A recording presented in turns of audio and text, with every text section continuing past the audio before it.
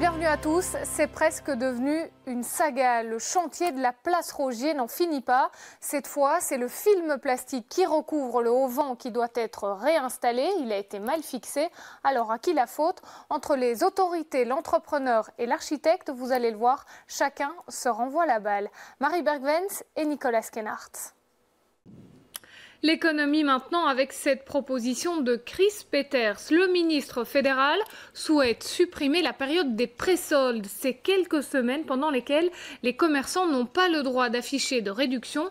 Une mesure, vous allez le voir, qui pourrait avoir un impact négatif sur les petits commerces qui seraient forcément moins compétitifs que les grandes enseignes.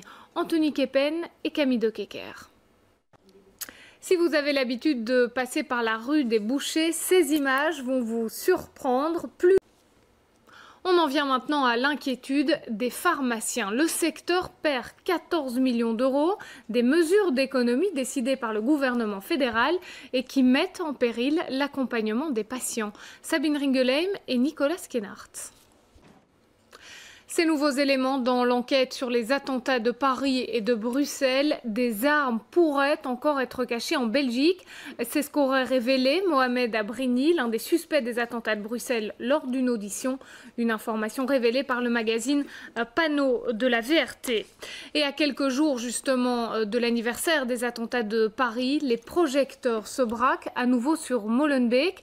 Si la vie commerciale dans la commune est quasi redevenue normale, la recherche d'emploi pour les Molenbeekois reste particulièrement difficile. C'est ce qu'a confirmé l'échevin Ahmed Elkanous ce midi dans l'interview.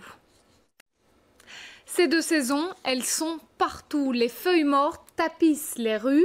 Les équipes de nettoyage sont à pied d'œuvre. Un travail long et répétitif, mais nécessaire pour assurer la sécurité et éviter aussi les inondations. Reportage à Boisfort, Elisabeth Groutars et Camille Dekeker.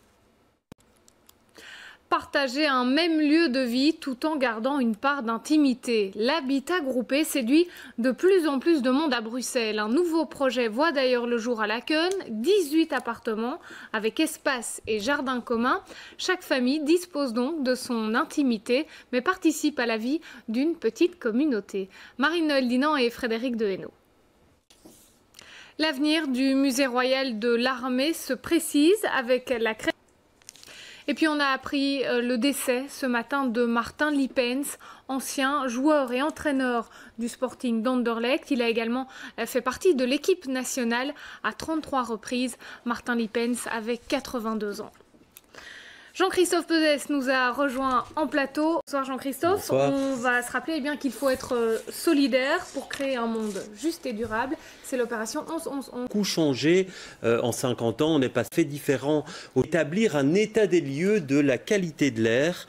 La présence de métaux lourds, par M tout à l'heure, et puis en fait, qui a été réalisé à l'époque. Et on a hâte de découvrir tout ça. Merci Jean-Christophe.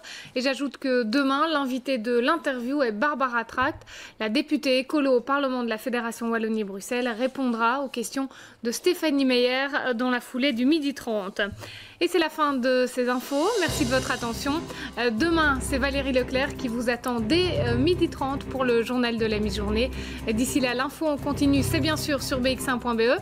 Je vous souhaite une très belle soirée. Merci de votre présence et à demain.